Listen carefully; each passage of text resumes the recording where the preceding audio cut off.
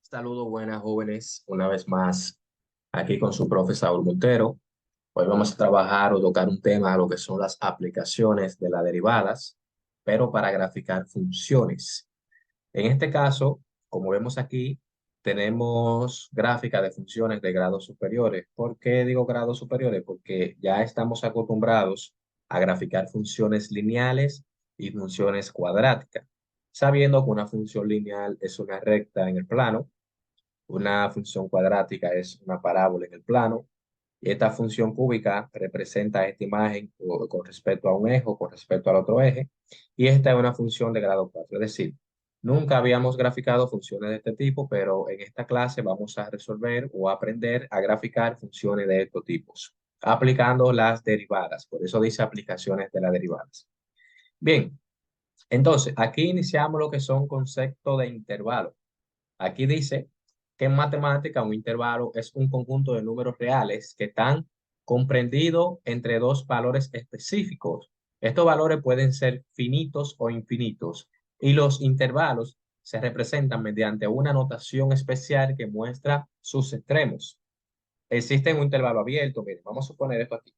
Un intervalo abierto, el extremo no pertenece al intervalo, y un intervalo cerrado, el extremo pertenece a un intervalo. Mayormente, eso lo habíamos visto hasta en secundaria cuando hacíamos una recta numérica. Vamos a suponer esto azul. Vamos a suponer que aquí está el -1 y aquí está el 3, que lo hacíamos con circulito. Entonces, cuando esos circulitos estaban así, sin sombrear, es un intervalo abierto porque no se incluyen los extremos. Los extremos quienes son el -1 y el otro extremo es 3. Esto se denomina un intervalo abierto.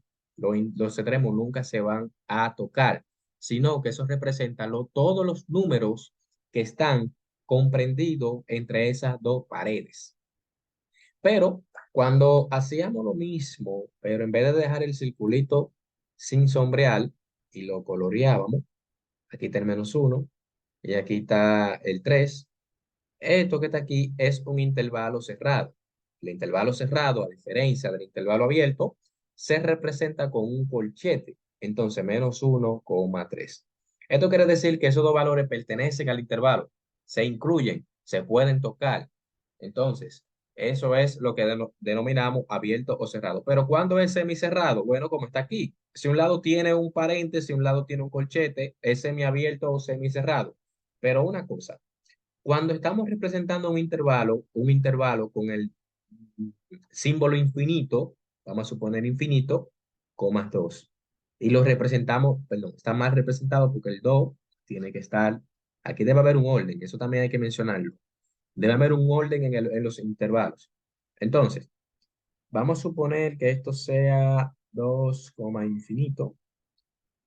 Esto que está aquí es un grave error. Eso nunca puede representarse de esa forma. ¿Pero por qué? Recuerden que el infinito es un número inmensamente grande que usted nunca puede determinar su valor con exactitud. Y por eso este símbolo representa esa cantidad masiva. Nunca se puede agarrar. Es decir, aquí eso está erróneo. Nunca puede haber un corchete del lado de donde está el infinito. Es decir, la expresión correcta tendría que ser esta. Esta sí está bien. Pero también, si usted lo representa de esta forma, 2, infinito y abierto de ese lado, eso también está bien representado. Es un intervalo semiabierto o semicerrado, la cual el 2 se incluye con sus extremos, pero el infinito no se incluye porque, como le acabo de decir, es un número inmensamente grande. Esos son los conceptos de intervalo. Entonces, vamos a pasar ahora aquí. Aquí. Pasos para calcular extremos absolutos de una función en su intervalo dado. Miren, ¿cómo así intervalo dado? Yo le estoy dando a usted una función cuadrática. Ya todo el mundo sabe graficar una función cuadrática en esta sesión. Pero yo le estoy dando un intervalo que está cerrado. Miren ese punto D y ese punto C. Este pedazo de curva que quedaron ahí lo voy a eliminar con un color, pincel. Vamos a ponerlo aquí. Entonces, esa rayita verde después de ese punto no puede existir, y esta línea verde después de ese punto C no puede existir. ¿Por qué? Porque a mí me interesa la curva que está comprendida en ese intervalo dado. Recuerden, también otra cosa, no se dice intervalo, se dice intervalo.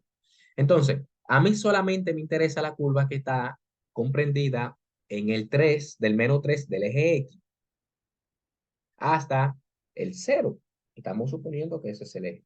Entonces, no me interesa lo que sobrepasa de ahí. Es decir, ustedes, mis estudiantes que van a resolver estos ejercicios de extremos absolutos, no me pueden representar que la gráfica sigue después de esos puntos. Pero ok, miren qué pasa. ¿Cómo te encuentra el punto D y el punto C? O vamos a suponerle esos extremos.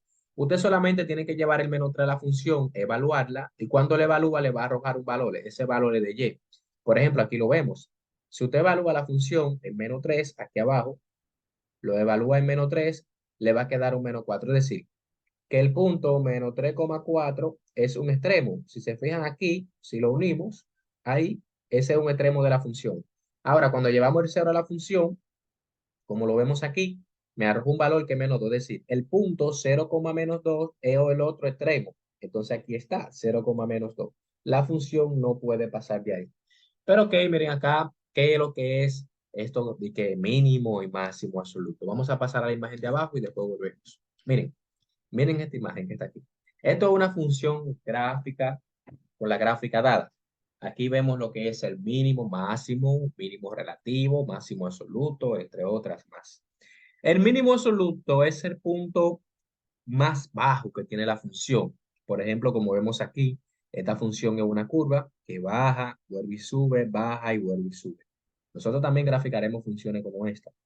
Entonces, se dice mínimo absoluto porque es el punto más mínimo que tiene nuestra función. Es como que si ahí hubiesen tres parábolas. Aquí es una parábola, esta que está aquí arriba es otra, y esta que está a la derecha también es otra. Una es cóncava, una abre hacia arriba, otra abre hacia abajo y otra abre hacia arriba. Es como que si fuesen tres vértices.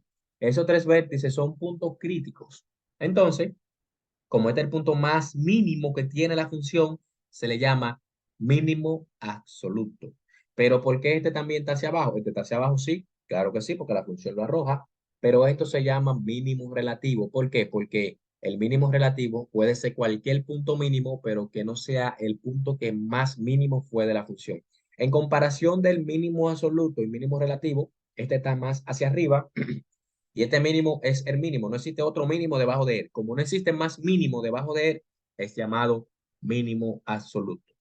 Y ese que está aquí es el máximo relativo, no puede ser el máximo absoluto, porque como la función sigue creciendo, allá arriba puede existir otro máximo que se nombraría como máximo absoluto, si es que deja de crecer en algún punto. Entonces son máximo, mínimo, mínimo relativo. Bien, voy a cortar el video en esta parte. En la parte 2 voy a resolver desde cero una función como esta con un intervalo dado y una función sin intervalo dado. Es lo mismo.